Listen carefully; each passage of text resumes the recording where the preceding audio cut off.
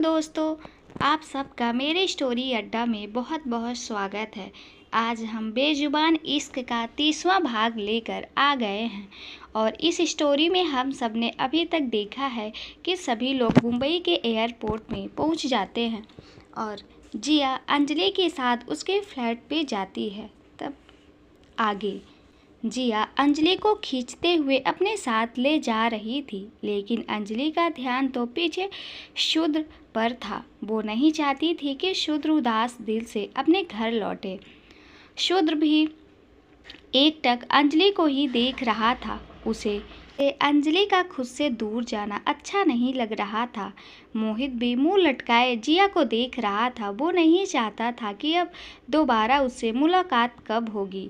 अंजलि शूद्र के बारे में सोचते सोचते एकदम से अपनी जगह पर ठहर सी गई। जिया ने सवालिया निगाहों से उसकी तरफ देखा। अंजलि ने जिया के हाथ से अपना हाथ छुड़ाया और पीछे शूद्र की तरफ आ गई। अंजलि को अपनी तरफ आता देख शूद्र के चेहरे पर अपने आप एक मुस्कुराहट आ गई। वो आते ही शूद्र के सीने से लग गई और अपने शूद्र को टाइटली हक कर लिया। उन दोनों को ऐसे करते देख राघव और मोहित ने आयुष की आंखें जल्दी से ढक दी। वही आयुष को तो एकदम से झटका ही लगा था, लेकिन उसके चेहरे पर एक मुस्कुराहट थी। वो तो हमेशा से यही चाहता था कि उसकी आंटी उसके पापा को पसंद करे, वो दोनों की शादी हो जाए ताकि आयुष को मम्मी पापा दोनों मिल जाए। वही जिया अपनी बाजुएं अपने सीने के आगे क्रॉस करके अंजलि को देख रही थी, जैसे कह रही हो इस लड़की का कुछ नहीं हो सकता। दीपक का तो चेहरा एकदम से जल भुन गया था। वहीं पर खड़ा होकर अंजलि और शूद्र के नज़दीकियों और नहीं देखना चाहता था, इसलिए वो जल्दी से एयरपोर्ट से निकल गया। बड़े पापा क्या आंटी पापा को पसंद करती है? आयुष ने बड़ी मासूमियत के साथ मोहित से धीमी सी आवाज़ में पूछा। हाँ बेटा, तुम्हारी आंटी और डैड दोनों ही एक दूसरे को पसंद करते हैं। तुम्हें कोई एतराज़ तो नहीं ना? भाई ने अपने घुटनों के बल आयुष के पास बैठते हुए उसके कान में पूछा। आयुष ने ना में गर्दन हिला दी और एक स्माइल के साथ अंजलि और शूद्र को देखने लगा। वही अंजलि और शूद्र को तो ये भूल ही गया था कि आयुष भी वहाँ था। वो दोनों तो अपनी ही दुनिया में खोए हुए थे। अंजलि शूद्र के सीने से थोड़ा अलग हुई और उसने गर्दन उठाकर शूद्र की तरफ देखा। आप ऐसे उदास हो जाएंगे तो मैं कैसे जाऊंगी? वैसे भी कल शाम को हम दोनों एक साथ पार्टी में होंगे, बस एक रात की तो बात है। और आप तो जानते हैं कल शाम पार्टी है, इसलिए आज रात आपको बहुत सारा काम होगा और मेरे होने से आपका काम में मन नहीं लगेगा, इसलिए आज रात मन लगाकर काम कीजिए। कल मैं आपके पास आ जाऊंगी। चलिए स्माइल कीजिए। अंजलि ने शूद्र की तरफ देखते हुए एक मुस्कुराहट के साथ कहा। अंजलि की बात सुनकर शूद्र ने भी हाँ में सर हिला दिया, क्योंकि बोल तो अंजलि सही ही रही थी। शूद्र का दिल अब थोड़ा अच्छा महसूस कर रहा था, क्योंकि एक तो अंजलि ने उसे इतने प्यार से बात की थी और दूसरा दीपक भी उन सब की नज़रों से दूर चला गया था। अब मैं चलती हूँ, आपको पहुँचकर मैसेज कर लूँगी। अब आप भी जाइए, सारा परिवार आपका कब से बेसब्री से इंतज़ार कर रहा होगा। अंजलि ने बड़े प्यार से शूद्र से कहा। हाँ जाओ, लेकिन मुझे अपनी लोकेशन सेंड कर देना ताकि मैं बेफिक्र रहूं कि तुम सेफ्टली घर पहुंच रही हो। शूद्र ने अंजलि की गाल पर हाथ फेरते हुए कहा। अंजलि ने शूद्र की तसल्ली के लिए उसे उसी वक्त अपनी लोकेशन ऑन करके व्हाट्सएप पर शेयर कर दी, ताकि शूद्र को पता रहे कि वो सेफ्टली जा रही थी। उसके बाद अंजलि जिया के साथ एयरपोर्ट से निकल गई। अंजलि के जाते ही शूद्र ने राघव की तरफ देखा। उस वक्त राघव अकेला ही खड़ा था। मोहित और आयुष कहाँ हैं? शूद्र ने सवालिया निगाहों से राघव से पूछा। सर, कुछ देर पहले ही मोहित भाई आयुष को लेकर साथ चले गए, राघव ने शूद्र को जवाब दिया। शूद्र आयुष के बारे में सोच रहा था कि उसने भी देखा होगा जब अंजलि ने शूद्र को गले लगाया। उसे बस इतना ही डर था कहीं आयुष को इस बात से बुरा ना लगा हो। शूद्र के दिमाग में भी वही ख्याल था जो अंजलि के दिमाग में था, कहीं आयुष पायल की बोली बातों में ना आ जाए, कहीं वो ये समझ ना ले कि अंजलि जानबूझकर उसके डैड को फंसाने की कोशिश कर रही थी। मुझे आज अपने बेटे से अंजलि और मेरी शादी की बात करनी होगी। शादी के पूरी होने के लिए आयुष की रजामंदी बहुत ज़्यादा ज़रूरी है। शूद्र ने अपने दिमाग में कुछ सोचते हुए कहा और फिर आगे बढ़ गया। राघव भी उसके पीछे पीछे सामान लिए बाहर आ गया। आयुष इस वक्त मोहित के साथ पहले से ही एक कार में बैठा हुआ था और अपनी फेवरेट वीडियो गेम खेल रहा था। शूद्र ने एक नज़र आयुष की तरफ देखा, लेकिन उसे इस वक्त उससे कोई बात भी करना सही नहीं लग रहा था, इसलिए वो चुपचाप सीट पर बैठ गया। राघव भी दूसरी कार के सामान के साथ बैठ गया और फिर दोनों ही गाड़ियां सूर्यवंशी मेंशन की तरफ निकल पड़ी। शूद्र के आने की खबर सुनकर पहले ही शूद्र के पापा ने उनके लिए गाड़ियां भिजवा दी थी। गाड़ी में इस वक्त बहुत सन्नाटा छाया हुआ था। शूद्र अपने ही ख्यालों में खोया था कि वो आयुष को कैसे अपनी और अंजलि के बारे में शादी के लिए मनाएगा। आयुष तो बेफिक्र अपनी गेम में बिजी था और मोहित अपने और जिया के बारे में सोच मंद मंद मुस्कुरा रहा था। मेरी जान, मैंने तो तुम्हें चैलेंज किया था कि मैं तुम्हें किस करूँगा, लेकिन यहाँ तो उल्टा तुमने ही मुझे किस कर लिया। मोहित अपने ख्यालों में मुस्कुराते हुए अपने मन में कहा। फ्लैशबैक। जिया मोहित के कांटेक्ट में ना आने के लिए अपनी तरफ की खिड़की से बिल्कुल चिपक कर बैठी थी, लेकिन मोहित जानबूझकर उसकी तरफ झुका हुआ था। कभी मोहित का हाथ जिया को टच कर रहा था तो कभी उसका कंधा। टैक्सी इतनी बड़ी नहीं थी कि जिस वजह से उन दोनों को काफ़ी करीब बैठना पड़ा था, और जिया को तो ये बात बिल्कुल भी पसंद नहीं आ रही थी। देखो, अपने हाथ पीछे रखो। एक और बार अगर तुम्हारा हाथ या कंधा मुझे लगा तो देख लेना, मैं तुम्हें छोड़ूंगी नहीं, समझे? जिया ने थोड़ा सा मोहित की तरफ पलटते हुए गुस्से से कहा। मैं तो कब से तुम्हें वैसे देखने के लिए बेकरार हूँ, और मेरा दिल भी तो यही चाहता है कि तुम मुझे कभी ना छोड़ो। मोहित जिया की तरफ देखते हुए अपने मन में सोचा।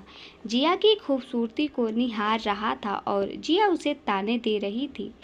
मोहित का ध्यान इस वक्त सिर्फ जिया की खूबसूरती पर था। उसे बिल्कुल भी सुनाई नहीं दे रहा था कि जिया उसे क्या अनाप शनाप बोल रही थी। तुम सुन भी रहे हो? ऐसे टुकुर टुकुर क्या देख रहे हो? देखो, जिया ने अपनी इतनी ही बात कही थी कि मोहित ने एकदम से उसकी बात काट दी। दिखाओ।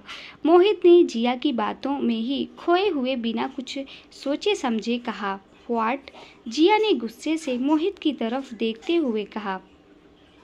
तुम कितनी बेशर्म हो, एक लड़की को ऐसे बोलते हुए तुम्हें शर्म नहीं आ रही? तुम आखिर किस टाइप के? जिया ने इतना ही कहा था कि ड्राइवर ने अचानक से टर्न लिया, जिस वजह से जिया एकदम से मोहित की तरफ गिर पड़ी। गाड़ी के सामने एकदम से एक बिल्ली आने की वजह से ड्राइवर को बड़ी जल्दबाजी में टर्न लेना पड़ा, जिस वजह से उन सबका बैलेंस बिगड़ गया।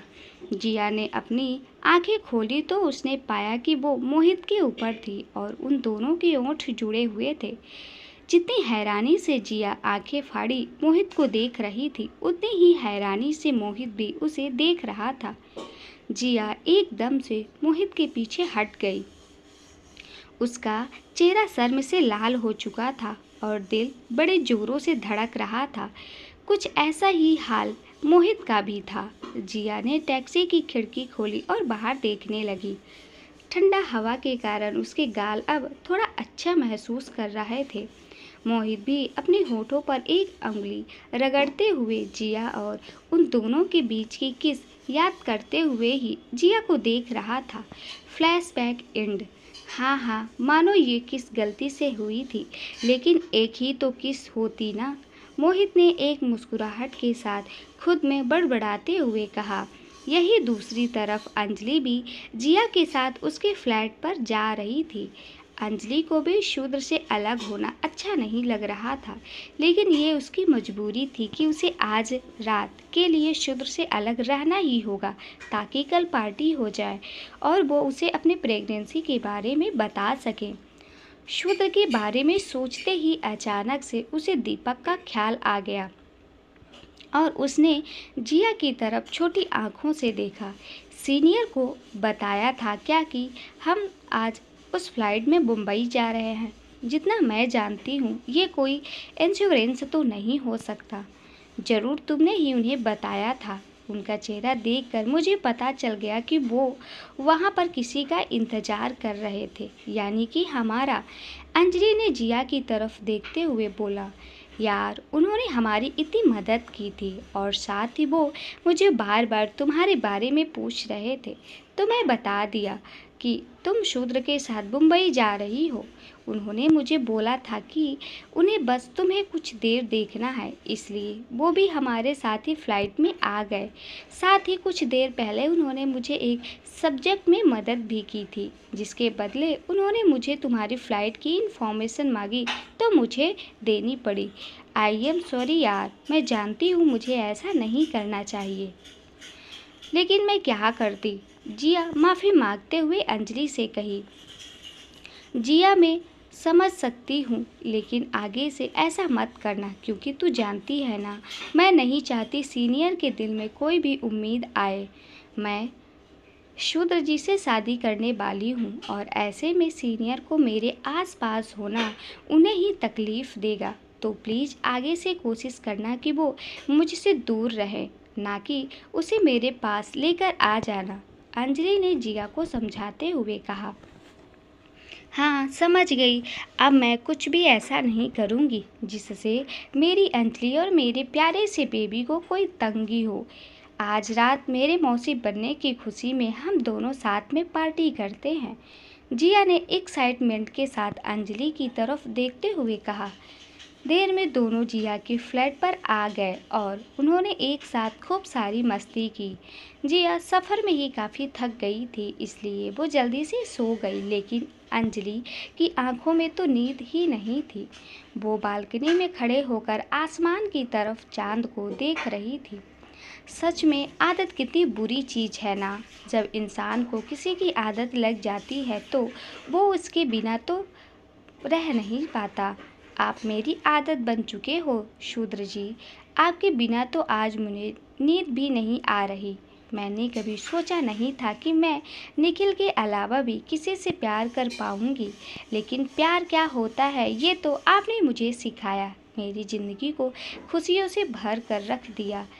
आपके आने से पहले मैं कुछ भी नहीं थी और आज आपके होने से मेरे पास सब कुछ है। आज आप मेरे सब कुछ बन गए हो। आई लव यू शूद्र जी। Happy valentine's day. अंजलि ने चांद की तरफ देखते हुए एक मुस्कुराहट के साथ कहा। अंजलि काफ़ी देर तक इस तरह चांद में शूद्र के चेहरे को देखती रही और जब उसे ठंड लगने लगी तो फिर वो मुड़कर अंदर वापस जाने लगी। अंजलि जरा सा ही मुड़ी थी कि वो रुक गई। उसे किसी की मौजूदगी महसूस हो रही थी, जैसे उसे कोई काफ़ी देर से देख रहा हो। उसने फिर से मुड़कर नीचे रोड की तरफ देखा तो उसकी आंखें बड़ी हो गई। जब नजरें रोड की तरफ घुमाई तो सामने शूद्र खड़ा था। उधर को देखते ही अंजलि की आंखें बड़ी हो गई। वो इस वक्त कार से लगा हुआ ऊपर अंजलि की तरफ देख रहा था। अंजलि ने जैसे ही शूद्र को देखा, उसने अपनी पॉकेट से फ़ोन निकालकर शूद्र को मैसेज किया और अपना फ़ोन हिलाकर शूद्र को उसका फ़ोन चेक करने के लिए इशारा किया। पॉकेट से फ़ोन निकाल तो उसने अंजलि का मैसेज आया हुआ था। शूद्र जी, आप यहाँ क्या कर रहे हो? इतनी रात हो गई है। आज दिन भर आपने इतना ट्रैवल और काम किया, आप थके नहीं हो क्या? आपको आराम करना चाहिए था। अपनी थकावट दूर करने ही तो आया हूँ। तुम्हारे बिना मन नहीं लग रहा था। आदत हो गई है तुम्हारी, तो बस देखने चला आया। तुम्हें देखते ही मेरी सारी थकावट दूर हो गई।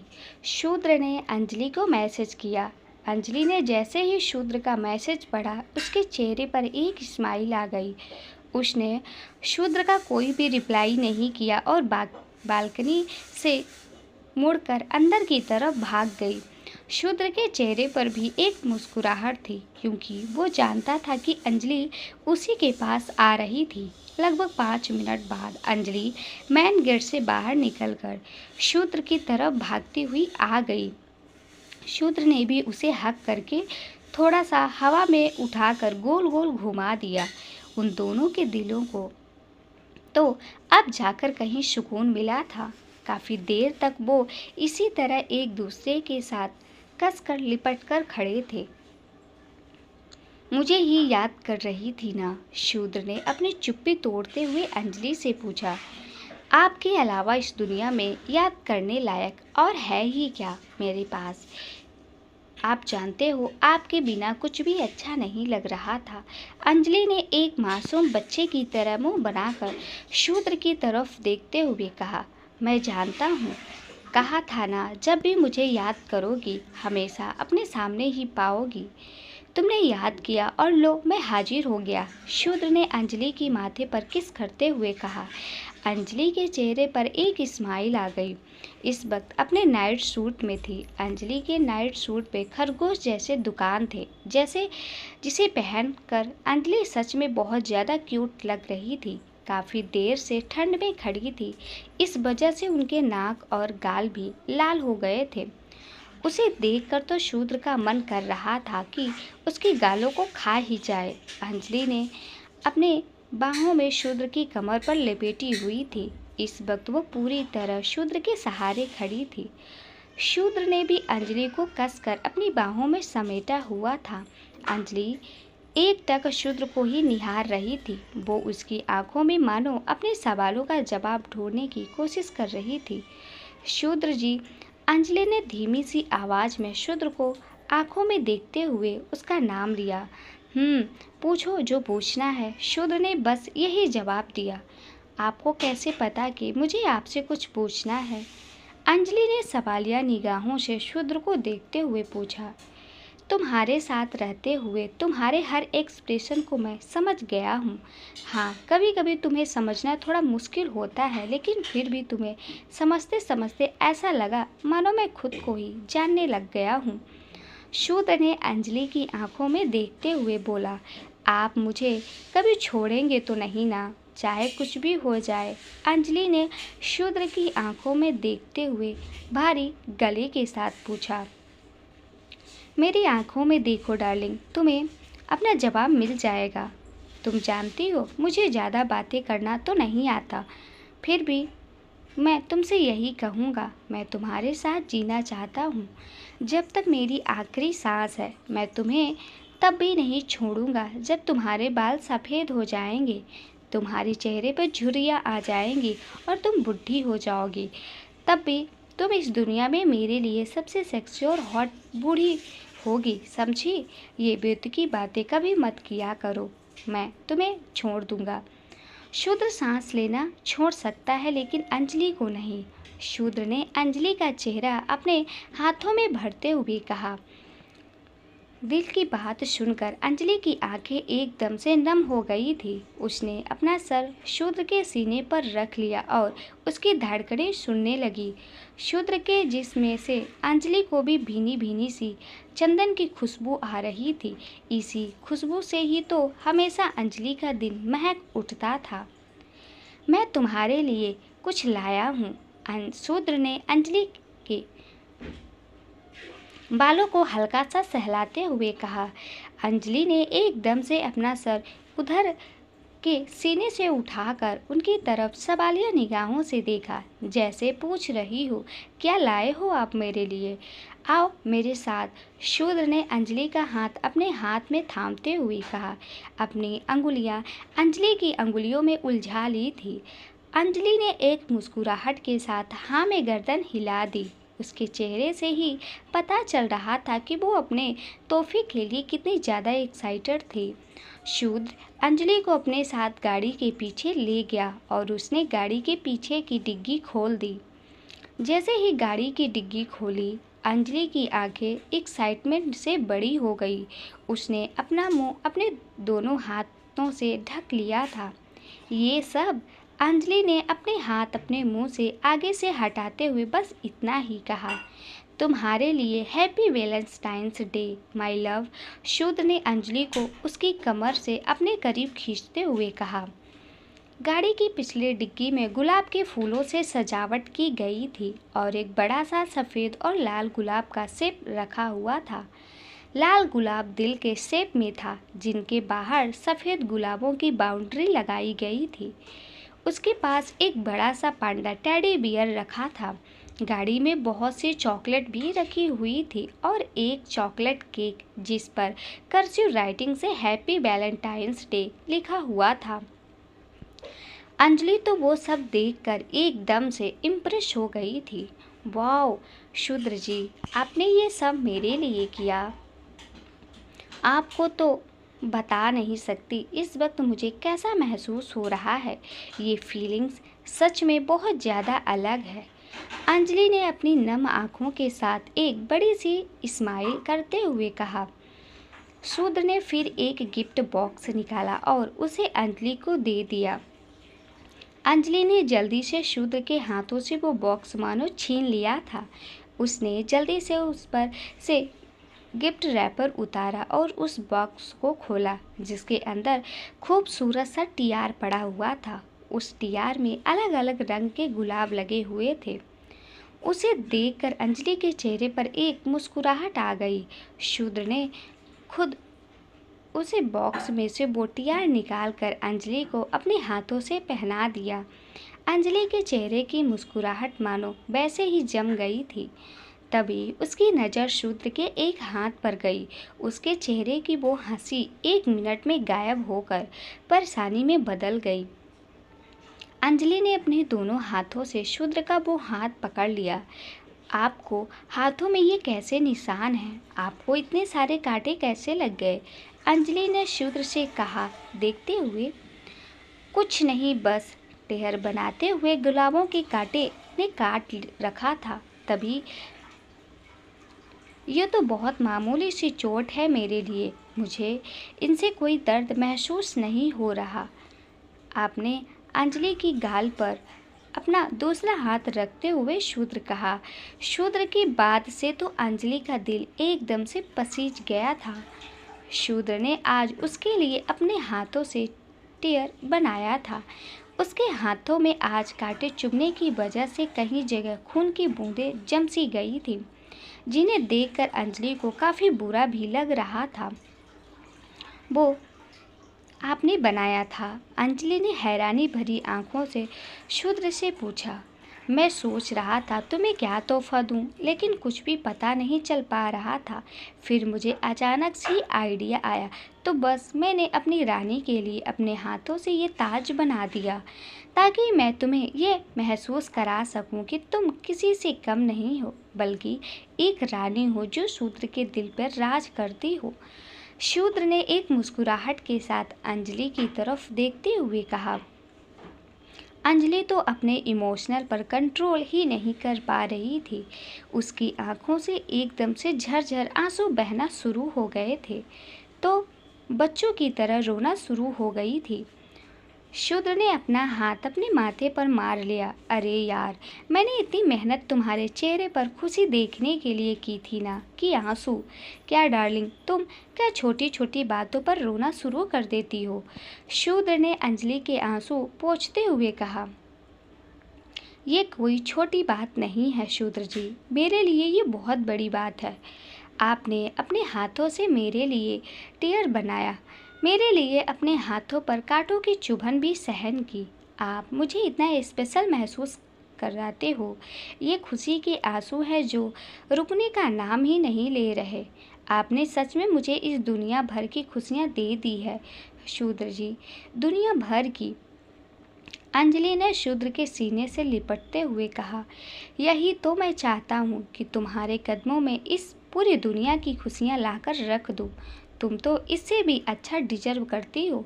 शूद्र ने अंजलि के माथे को चूमते हुए कहा। अंजलि का दिल मानो आज खुशी से झूम रही थी। उसने अपना सर उठाकर उनकी तरफ देखा और अगले ही पल अपने पंजों के बल उठकर शूद्र के होठों पर अपने होठ रख दिए। शूद्र ने भी अंजलि को किस करना शुरू कर दिया। शूद्र ने अंजलि को अगले ही पल कार से सटाकर खड़ा कर दिया और उसे डीपली और फैशनेटली किस करने लगा। अंजलि के हाथ शूद्र के बालों में चल रहे थे, जिसका एहसास शूद्र को काफ़ी अच्छा महसूस करा रहा था। शूद्र का एक हाथ अंजलि के पूरे बदन पर चल रहा था। अंजलि शूद्र की बाहों में पिघलने लगी थी। अंजलि तो बस शूद्र में डूब जाना चाहती थी। शूद्र अंजलि के होठों से होते हुए उसकी गर्दन पर किस कर रहा था। उसने अंजलि के नाइटी सूट के ऊपर के 2 बटन खोलकर उसे थोड़ा सा नीचे सरका दिया था और उसके सीने को चूमने लगा था। अंजलि की सांसें अब धीरे धीरे भारी होने लगी थी। शूद्र अंजलि के सीने को चूमने के बाद दोबारा से उसके होठों पर आ गया। कुछ देर डीपली किस करने के बाद शूद्र अंजलि से अलग हो गया और उसने अपना माथा अंजलि के माथे पर रखा। लव यू अंजलि के माथे पर सर रखकर धीमी सी आवाज़ में कहा। शूद्र की वो बात सीधा उसके दिल से निकली थी, जो अंजलि के दिल पर एकदम निशाने पर लग रही थी। शूद्र के उन शब्दों ने अंजलि के पूरे जिस्म में खलबली सी मचा दी थी। आई लव यू टू शूद्र जी, अंजलि ने अगले ही पल शूद्र की बात का जवाब देते हुए कहा। अंजलि के हाथों ने शूद्र के कोर्स को कसकर अपनी मुट्ठियों में बंद कर रखा था। दोनों के ही दिल में एक दूसरे की मौजूदगी को आंखें बंद करके महसूस कर रहे थे। उन्हें साफ साफ अपनी धड़कनें सुनाई दे रही थी। शूद्र को आज महसूस हुआ था कि उसका दिल भी किसी के लिए धड़कता और तड़पता है। अंजलि उसकी ज़िंदगी का एक खास हिस्सा बन चुकी थी। उन दोनों ने फिर एक साथ छोड़ा समय बिताया। शूद्र लगभग 3 बजे के बाद वापस जाने को तैयार हुआ था। अंजलि शूद्र के दिए फूल और टेडी बियर लेकर फ्लैट के अंदर वापस चली गई। कहीं जाकर 3:30 बजे के साथ शूद्र की गाड़ी उस एरिया से तेज़ी से चली गई। अंजलि ने फूल टेबल पर रख दिया और टेडी बियर को हक करके बेड पर लेट गई। अंजलि को तेजी में शूद्र की खुशबू आ रही थी, क्योंकि उसने शूद्र का रुमाल ले लिया और अपने टेडी बियर के हाथ पर बांध दिया था। वो उस पर टेडी को हक करके शूद्र को महसूस करने की कोशिश कर रही थी। कुछ भी समय बाद अंजलि को भी अच्छी नींद आ गई और वो सो गई।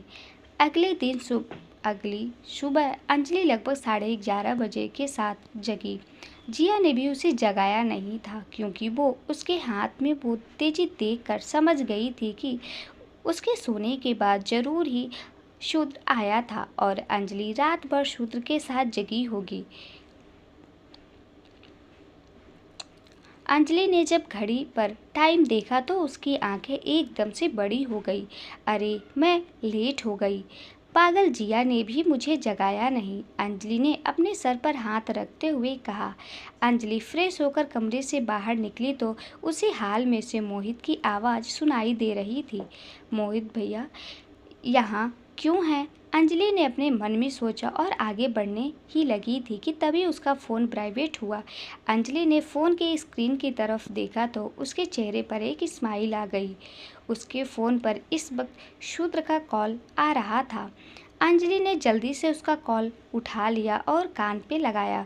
Good morning darling, I hope तुम्हारी नींद अच्छे से पूरी हुई होगी, शूद्र ने बड़े प्यार से अंजलि से कहा। गुड मॉर्निंग शूद्र जी, मेरी तो हो गई, लेकिन क्या आप ठीक से सोए? मुझे पता है आप काम में बिजी होंगे और आपने अभी तक आराम भी नहीं किया होगा, अंजलि ने एक शिकायत भरी आवाज़ में शूद्र से कहा। तुमसे मिलने के बाद मैं बिल्कुल ठीक हूँ। आज कंपनी का बहुत बड़ा दिन है, इसलिए मैं थोड़ा बिजी हूँ।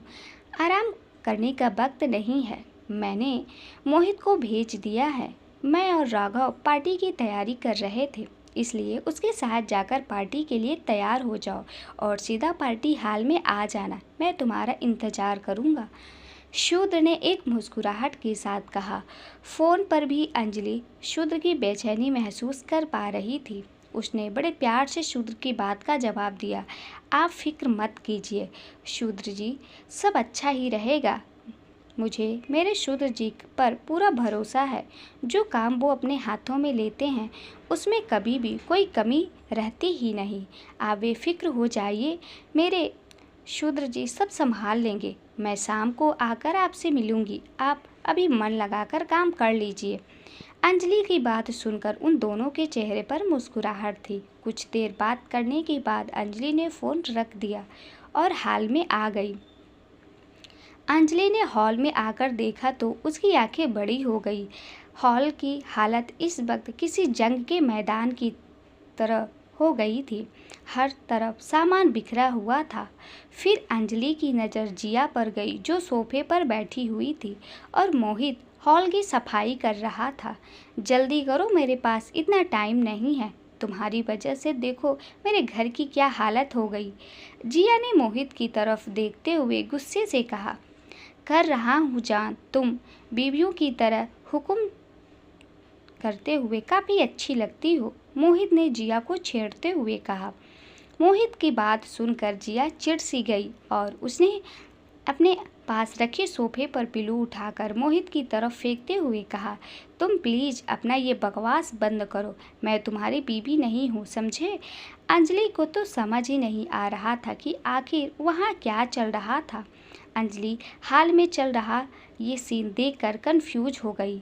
उसने थोड़ा आगे बढ़कर मोहित की तरफ देखते हुए बोली, भैया आप ये क्या कर रहे हो, छोड़िए, ये मैं कर लूँगी। नहीं अंजलि, करने दो इसे, ये सारा कबाड़ा इसी की वजह से मचा है, अब यही साफ करेगा। जिया ने सोफे से खड़े होते हुए कहा। क्या कह रही है तू ये जिया, ये शूद्र जी के बड़े भाई हैं, इनके साथ इस तरह का बिहेव मत कर, अच्छा नहीं लगता। अंजलि ने जिया के पास आकर उसे थोड़ा डांटते हुए कहा। शूद्र का बड़ा भाई है ये, जिया ने आंखें बड़ी करते हुए अंजलि की तरफ देखते हुए पूछा। हाँ, ये शूद्र जी के बड़े भाई मोहित सूर्यवंशी हैं। 10 नौकर घूमते हैं इनके आगे पीछे और तू है यही इन्हीं से घर साफ करवा रही है। तेरा दिमाग तो ठीक है, अंजलि ने जिया के कान में फुसफुसाते हुए कहा। जिया को एकदम से काफ़ी शर्मिंदगी महसूस करने लगी थी। चाहे उसे मोहित पर बहुत गुस्सा आ रहा था, लेकिन उसने ये उम्मीद नहीं की थी कि वो इतना बड़ा आदमी निकलेगा। वो अब बहुत ज़्यादा घबराया हुआ महसूस कर रही थी। जिया ने फिर बड़ी आंखों के साथ मोहित की तरफ देखा जो अभी भी घर की सफाई में व्यस्त था। हे भगवान, ये क्या कर दिया, कहीं ये मुझसे बदला ना ले। अगर इसने ऐसा किया तो मैं सड़क पर आ जाऊंगी, जिया ने घबराहट के साथ अपने मन में सोचा। अंजलि जिया के पास से आगे बढ़कर मोहित के पास चली गई और उसने मोहित को रोकते हुए कहा, भैया प्लीज़ आप ये सब मत कीजिए, मैं और जिया बाद में कर लेंगे। नहीं अंजलि, तुम्हारी दोस्त ने मुझे काम दिया है, मेरे कारण ये सब खराब हुआ है तो मुझे ही सब ठीक करना चाहिए, मोहित ने अंजलि की तरफ देखते हुए बोला। नहीं, रहने दीजिए, आप अंजलि को शॉपिंग के लिए लेने आए थे ना, तो ले जाइए, मैं खुद ये सब कर लूँगी। जिया की आवाज़ में इस वक्त थोड़ी सी हिचकियाहट नज़र आ रही थी।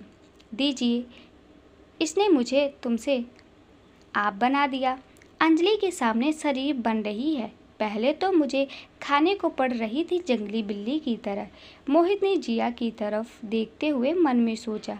उसे लगा कि शायद जिया अंजलि के आ जाने से थोड़ा अच्छा बिहेव कर रही है, लेकिन वो क्या जानता था कि उसकी असलियत सामने आने की वजह से जिया थोड़ा सा अनकंफर्टेबल हो गई थी, क्योंकि मोहित जिया की हैसियत से बहुत बड़ा था। जैसे उसने मोहित के साथ व्यवहार किया था, उसे सोचने के बाद तो जिया जमीन में शर्म से गड़ी जा रही थी। मुझे सूर्यवंशी, जिसके नाम से पूरा शहर कांपता था, मोहित उसका भी बड़ा भाई था। सूर्यवंशी खानदान के करीब खड़ा होने भी बहुत बड़ी बात थी। जिया ये सब सोचकर और ज़्यादा नर्वस होती जा रही थी। हाँ भैया बैठो, मैं बस 2 मिनट में रेडी होकर आती हूँ, फिर चलते हैं। अंजलि ने मोहित की तरफ देखते हुए कहा। ठीक है, तुम तैयार हो जाओ और अपनी इस दोस्त को भी साथ ले चलो, तुम्हारी शॉपिंग में मदद कर देगी। और साथ ही अगर ये चाहे तो ये पार्टी में भी आ सकती है, वैसे भी पर्सनली इनवाइट कर रहा हूँ। मोहित ने जिया की तरफ देखते हुए कहा। नहीं, मैं कैसे आ सकती हूँ अंजलि, मैं तुम्हें शॉपिंग में मदद कर दूंगी, लेकिन पार्टी में मैं कैसे? जिया ने हड़बड़ी में ना में गर्दन हिलाते हुए कहा। अंजलि हमारे परिवार का हिस्सा बनने वाली है, जो तुम उसकी दोस्त होने के नाते अब तुम भी हमारे रिलेटिव में आती हो। तुम्हें ज़्यादा सोचने की ज़रूरत नहीं है। तैयार हो जाओ, हम सब साथ में बाहर नाश्ता करके शॉपिंग के लिए चलते हैं। अगर तुम पार्टी में रहोगी तो अंजलि को भी अकेला महसूस नहीं होगा। मोहित ने जिया की तरफ देखते हुए सीरियस टोन में कहा। जिया ने चुपचाप अपनी नज़रें झुका ली। उसके अंदर हिम्मत ही नहीं थी कि वो कोई जवाब दे सके। वो अंजलि के साथ अंदर कमरे में तैयार होने चली गई। मोहित भी सोफे पर बैठकर उन दोनों का इंतजार करने लगा। उसके चेहरे पर इस वक्त एक मुस्कुराहट आ गई थी। अब मुझे कंफर्म हो गया कि वो लड़की तुम ही हो जो मेरी ज़िंदगी में कमी थी। आज रात एक नहीं 2 शादियों का अनाउंसमेंट होगी। ज़िंदगी भर तुम्हारे साथ इसी तरह रहना चाहता हूँ। ऐसा नहीं था कि मैं हमेशा से अकेले रहना चाहता था। मुझे भी किसी की कमी महसूस होती थी, लेकिन कभी कोई मिली ही नहीं, और आज तुम पर आकर मेरी तलाश खत्म हो गई। मोहित ने एक मुस्कुराहट के साथ कहा।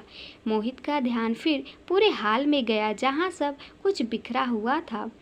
हॉल को देखकर वो कुछ देर पहले हुई जिया और उसके बीच का वर्ल्ड वॉर के बारे में सोच रहा था। फ्लैशबैक। शूद्र के कहने पर मोहित अंजलि को शॉपिंग ले जाने के लिए जिया के फ्लैट पर आ गया था। मोहित का मेन मोटिव तो यहाँ पर जिया को देखने का ही था। मोहित की डोर बेल बजाने पर जिया ने दरवाज़ा खोला तो मोहित उसे देखता ही रह गया। जिया को तो लग रहा था कि शायद दूध वाला सुबह सुबह दूध देने आया होगा, इसलिए उसने बिना अपने आप को सेट किए बिखरे बालों के साथ दूध लेने दरवाज़ा खोल दिया। जिया उन बिखरे बालों और अपने नाइटी सूट में काफ़ी ज़्यादा क्यूट लग रही थी। अबे यार, तुम सुबह सुबह यहाँ क्या कर रहे हो? या मैं ही अभी तक सपने में ही हूँ? अगर ये सपना है तो सच में भगवान जी बहुत वाहियात सपना है, जिया ने अपनी आंखें मलते हुए कहा।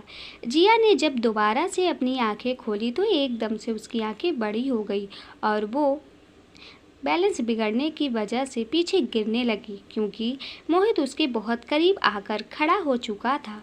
इससे पहले जिया पीछे गिरती, मोहित ने उसे अपनी बाहों में संभाल लिया। तुम छोड़ो मुझे, जिया ने मोहित के सीने पर मारते हुए कहा। ओके, जैसा तुम कहो, छोड़ देता हूँ, मोहित ने जिया को छोड़ते हुए कहा। नहीं, जिया का नहीं पूरा होने से पहले ही मोहित ने उसे ज़मीन पर फेंक दिया था और खुद घर के अंदर आ गया। ज़मीन पर गिरते ही जिया ने अपनी कमर पकड़ ली। हालांकि उसे इतनी चोट नहीं आई थी, क्योंकि मोहित ने जानबूझकर उसे इस तरह से देखा था कि उसे कहीं चोट ना आए। मोहित घर में आसपास देख रहा था। जिया ने घर को बड़े प्यार से सजाया हुआ था। उसने जब ये फ्लैट खरीदा था तब उस वक्त ये बिल्कुल सड़ा सा था, लेकिन जब जिया ने इसमें काफ़ी ज़्यादा डेकोरेशन कर दी थी, जिसकी वजह से वो फ्लैट अब सच में काफ़ी खूबसूरत हो गया था। वैसे इस पसंद इतनी बुरी भी नहीं है तुम्हारी, मोहित ने आगे पीछे देखते हुए कहा। तुम पहले मेरे घर से बाहर निकलो, बेअकल बदतमीज आदमी। ऐसा कोई किसी लड़की को छोड़ता है क्या? जिया ने गुस्से से ज़मीन पर उड़ते हुए कहा। तुमने ही तो कहा था कि छोड़ दो, मैंने तो वही किया जो तुमने या मेरी जान ने कहा। मोहित जिया की तरफ देखकर आई क्लिक करते हुए कहा। गॉड, तुम निकलो यहाँ से, जिया ने मोहित की तरफ आते हुए कहा। जैसे वो उसे घसीटकर घर से बाहर निकालना चाहती हो। मोहित जिया के पास आने से पहले ही वहाँ से जल्दी से हटकर सोफे के पीछे तरफ जाकर खड़ा हो गया। तुम्हें तो मैं घर से बाहर निकाल कर मानूंगी, गुस्से से कहा और मोहित के पीछे भागने लगी। मोहित भी जानबूझकर उससे दूर भाग रहा था, जैसे वो उसके साथ खेल रहा हो। मैंने कहा न जाओ यहाँ से, आखिर तुम सुबह सुबह मेरे घर में क्या लेने आए हो? जिया ने गुस्से में मोहित के ऊपर सोफे से पिल्लू फेंक कर कहा। मोहित पिल्लू से बचने के लिए झुक गया और वो पिल्लू जाकर टेबल पर रखा फ्लावर पॉट्स को लगा और फ्लावर पॉट नीचे गिरकर टूट गया। ऐसे ही जिया ने मोहित के पीछे भागते हुए लगभग सोफे के सारे पिल्लू उस पर फेंक दिए, लेकिन मोहित तो हर बार बच रहा था, जिस वजह से आसपास की चीज़ें पिल्लू के लगने से बिखर गई। एक टाइम के बाद मोहित खुद ही एक जगह खड़ा हो गया और जिया को लगा कि उसने मोहित को पकड़ लिया। लो, तुम अभी निकलो मेरे घर से और दोबारा यहाँ मत आना, ओके? यहाँ तुम्हारा कुछ भी नहीं है, जिया ने मोहित को धक्का देने की कोशिश करते हुए कहा। लेकिन मोहित को जिया से 1 इंच भी नहीं हिला। किसने कहा मेरा यहाँ कुछ भी नहीं है? यहाँ पर मेरे भाई की होने वाली पत्नी भी रहती है, मैं उन्हें ही लेने आया हूँ। खुद नहीं आ सकती तो मुझे अंजलि को शॉपिंग के लिए लेकर जाना है। कहाँ है वह? मोहित ने जिया की बात का जवाब देते हुए कहा। जिया मोहित की बात सुनकर एकदम से इरिटेट हो गई थी, क्योंकि उसने पहले बताया ही नहीं कि वो अंजलि को लेने आया था। जिया को तो लग रहा था कि वो शायद मोहित उसे छेड़ने के लिए आया था। तुम पहले नहीं बता सकते थे? तुम्हें जो बाहर वेट करो, मैं अंजलि को तैयार कर रही हूँ, फिर उसे भेजती हूँ। जिया ने अपने सर पर हाथ रखते हुए कहा। वे जल्दी करना, वैसे तुम्हें क्या लगा था मैं यहाँ क्यों आया हूँ? मोहित ने जिया की तरफ झुकते हुए कहा। मुझे कुछ नहीं लगा, जिया अपनी आंखें चुराते हुए मोहित को जवाब दिया और उसकी तरफ पीठ करके खड़ी हो गई। जैसे ही जिया की नज़र हाल में बिखरे सामान पर गई, उसकी आंखों तो मानो बाहर निकलने वाली थी। हे भगवान, ये क्या हो गया? जिया ने अपने हाल की बिखरी हुई हालत को देखकर चिल्ला उठी। जिया के चेहरे पर इरिटेशन साफ दिख रही थी। उसने गुस्से से मोहित की तरफ मुड़ते हुए कहा कि अभी मेरा हाल पहले जैसा कर दो, वरना मैं तुम्हें छोड़ूंगी नहीं। तुम्हारी वजह से देखो मेरे घर की सुबह सुबह क्या हालत हो गई। चुपचाप ये सारा हाल साफ करो, बिल्कुल पहले जैसा लगना चाहिए। और ये जो फ्लावर पॉट तुमने तोड़ा है ना, इसके जैसे मुझे दूसरा लाकर दो। ठीक है, जैसा तुम कहो मेरी जान, मोहित ने बिना किसी ड्रामा के हाँ में सर हिलाते हुए कहा। जिया को और परेशान नहीं करना चाहता था। तुम मुझे जान बोलना बंद करो, मैं तुम्हारी जान वान नहीं हूँ, समझे? जिया ने गुस्से से मोहित को घूर कर देखते हुए कहा और खुद चलकर सोफे पर बैठ गई। जो हो मैं वही कहूँगा, अब आदत डाल लो, मोहित ने एक तिरछी मुस्कुराहट के साथ कहा और अपने काम पर लग गया। Flashback and. चले, हम तैयार हैं भैया, अंजलि ने मोहित के सामने खड़े होते हुए कहा। अंजलि की बात सुनकर मोहित अपने ख्यालों से बाहर आ गया। उसने अंजलि और जिया की तरफ देखा, जो बिल्कुल तैयार होकर उसके सामने खड़ी थीं। चलो, मोहित सोफे से खड़े होते हुए कहा और वो तीनों एक साथ घर से बाहर निकल गए। जिया मोहित की कारनामे अंजलि के साथ पीछे बैठ गई। मोहित ड्राइव कर रहा था। जिया काफ़ी शांत थी, जिसे देखकर मोहित थोड़ा सा अजीब महसूस कर रहा था, क्योंकि उसने कभी भी जिया को इतना शांत नहीं देखा। इस जंगली बिल्ली को क्या हो गया कि वो अचानक इतनी शांत हो गई? तुम्हारी शक्ल देखकर तो मुझे लगता नहीं कि अंजलि ने इसे डांटा होगा। उसने डांटा भी कैसे होगा? ये उस इंसान को आंखों से खा जाएगी। पता नहीं जाने कितनी चुपकी सी हो गई। मोहित ने रियर व्यू मिरर में जिया को देखते हुए कहा, जो गुमसुम सी अपने ख्यालों में खोई बैठी हुई थी। जिया को भी एहसास हो रहा था कि मोहित उसकी तरफ देख रहा था, लेकिन उसकी हिम्मत ही नहीं थी कि वो अपने पलके उठाकर मोहित की तरफ देखे। वो इस वक्त बस मोहित को अवॉइड करना ही सही समझ रही थी। उसे तो समझ ही नहीं आ रहा था कि अब वो मोहित को सामना कैसे करेगी। पहले जब वो इस बात से अनजान थी कि वो मोहित शूद्र का बॉडीगार्ड नहीं बल्कि उसका बड़ा भाई मोहित सूर्यवंशी है, मोहित से अच्छी खासी लड़ाई कर लेती थी। लेकिन सच जानने के बाद वो उसकी हिम्मत ही नहीं हो पा रही थी कि इतने बड़े आदमी के सामने अपनी दादागिरी चलाए। जल्दी तो सभी लोग शहर के सबसे बड़े मॉल में पहुंच गए। मोहित ने वहां की आधे सेल्स गर्ल्स को, स्पेशली अंजलि और जिया को शॉपिंग में मदद करने के लिए कहा। आखियाँ जल्दी और जिया को लेकर उन्हें ड्रेस पसंद करवाने के लिए लग गईं। मॉल की सभी लड़कियां का ध्यान मोहित पर भी था। आखिर वो इतना हैंडसम जो था, जाने क्यों, लेकिन जिया को लड़कियों का मोहित को यूं देखना अच्छा नहीं लग रहा था और उसका गुस्सा तो बढ़ गया जब उसने मोहित को एक लड़की के साथ अच्छे से पेश आते हुए देखा, जबकि ये सामने दिख रहा कि वो लड़की उसके साथ फ्लर्ट कर रही थी। बड़े घर के लड़के तो हमेशा आयासी रहते हैं, उनका एक लड़की से मन ही नहीं भरता, शायद इसलिए मैंने अभी तक शादी नहीं की। जिया ने गुस्से से बड़बड़ाया और एक ड्रेस लेकर ड्राइंग रूम के अंदर चली गई। जिया का माइंड पूरी तरह से डिस्टर्ब हो चुका था। वो अपना गुस्सा कंट्रोल नहीं कर पा रही थी। मुझे क्यों इतना फ़र्क पड़ रहा है, जिसके साथ मर्जी रहे उसके साथ, उन लड़कियों के साथ वो फ्लर्ट करे, उसकी मर्जी। ज़्यादा पैसे वाले लोग ऐसा ही होते हैं। वैसे भी वो मेरे कुछ नहीं लगता, मुझे कोई फ़र्क नहीं पड़ता, कोई फ़र्क नहीं। जिया ने अपने आंसू कंट्रोल करते हुए इतना ही कहा। आंख भर आया था, वो समझ ही नहीं पा रही थी कि उसे मोहित का किसी और लड़की के साथ होना अच्छा नहीं लग रहा था। उसने ड्रेस की तरफ देखा और फिर उस ड्रेस को ट्राई करने लगी। जिया ने ड्रेस पहन तो ली थी, लेकिन उसे ड्रेस की जिप बंद नहीं हुई थी। जिया बार बार बस ड्रेस की जिप बंद करने को ट्राई कर रही थी, लेकिन उसे हो नहीं रही थी, जिस वजह से वो काफ़ी ज़्यादा इरिटेट हो गई। हालांकि वो इतनी आसानी से किसी चीज़ से इरिटेट नहीं होती थी, लेकिन आज वो पहले से काफ़ी ज़्यादा परेशान थी। उसने अपनी ड्रेस को बस कर अपनी मुट्ठियों में भर लिया और आंखें बंद करके गुस्से से गहरी सांस भरने लगी।